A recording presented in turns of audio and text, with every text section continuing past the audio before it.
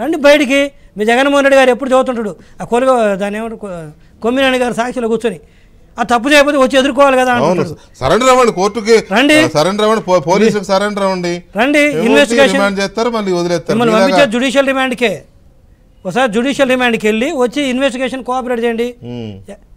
ఏముంది కొంపలు మునిగిపోతాయా? అవినాష్ ఈయన ఏడి రోజు వచ్చి తిట్టే జోగి రమేష్ గారు ఎక్కడ పోయాడు? ఒక్క నిమిషం టైం లేదు. ఎక్కడ పోయాడు జోగి రమేష్ గారు? ఆయన తర్వాత వంశీ గారు ఎక్కడ పోయాడు? ఫినిషింగ్ ఒక్క నిమిషం వీళ్ళందరూ ఎక్కడ పోయారు? ఇస్తాలే. ఇవన్నీ ఒక ఎత్తు అయితే ఈమె రోజా గారు, శ్రీమతి రోజా గారు ఆవిడ తిరుపతిలో కూర్చొని మాట్లాడిందో మరి నగరిలోనో చెన్నై తెలియదు, కానీ లోకేష్ గారు హైదరాబాద్ ఉన్నాడంట. ఎట్లబ్బా ఈ మనుషులతో అబద్ధాలు ఆడితే దొరికిపోతామనేది కూడా.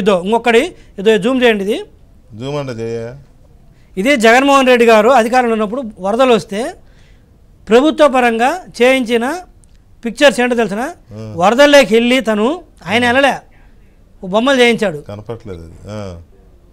కనపడుతుంది ఇది. ఇదేంటో తెలిసిన, జనాల్లోకి వెళ్ళి వాళ్ళందరినీ కాపాడుతున్నట్టుగా.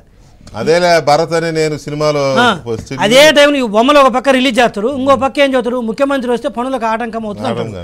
మళ్ళీ ఇదే ముఖ్యమంత్రి జనాలు వెళ్ళి కాపాడుతున్నాడు, బొమ్మలు వేస్తారు. వీళ్ళ డబుల్ స్టాండర్డ్ అసలు బొమ్మలేమో వెళ్ళి కాపాడుతున్నట్టు వేస్తారు. ఎక్కడ రాయన జగన్మోహన్ రెడ్డి గారు అంటేనేమో లేదు ఆయన వస్తే బొమ్మ మాత్రమే జనంలో ఉంటది, మనిషి మాత్రం ఇంట్లో ఉంటాడని దాని అర్థం. ఆయన వస్తే అర్థం చేసుకోవాలి. రైట్, నాగభూషణ్ గారు చెప్పండి, ఒక 1 minute ప్లీజ్, టైం లేదు. సార్ ఏం లేదు సార్, నేను అనేది ఏంటంటే ఇవాళ వీళ్ళు ఊహించిన దానికి ఏంటంటే 1వ తారీఖు 2వ తారీఖు 3వ తారీఖు 4వ తారీఖు వరకు రేపు కూడా చంద్రబాబు గారు ఆ కలెక్టరేట్లో ఉండేదానికి ఆ పనులు ఎలా జరుగుతున్నాయనే దాని మీద ఇందాక నాకు మెసేజ్ పంపించాడు ఆయన, మన టీవీ చూస్తా.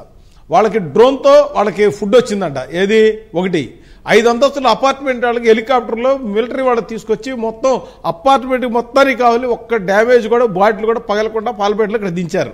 సార్ ఇది మేము రిసీవ్ చేసుకున్నాం, మీరు అది ఒక మాట చెప్పండి అని నాకు మెసేజ్ పెట్టాడు ఆయన.